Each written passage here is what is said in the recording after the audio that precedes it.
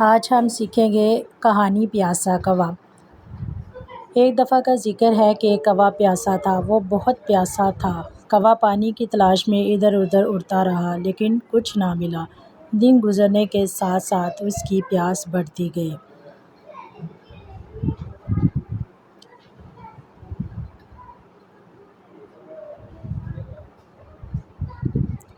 آخرکار وہ اڑتا اڑتا ایک باغ میں پہنچا۔ وہاں اس نے ایک پانی کا گڑھا دیکھا۔ کوا گڑھے کو دیکھ کر بہت خوش ہوا۔ گڑھے میں پانی بہت کم تھا کہ اس تک پہنچنا ممکن نہ تھا۔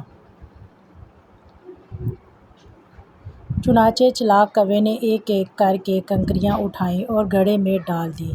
آہستہ آہستہ پانی کی سطح بلند ہوئی اور کوا پانی پی کر پیاس بجھانے کے قابل ہو گیا۔ کہانی کا اخلاق یہ ہے کہ کبھی ہمت نہ ہاریں اور رکاوٹوں پر قابو پانے کے لیے اپنی ذہانت کا استعمال کریں۔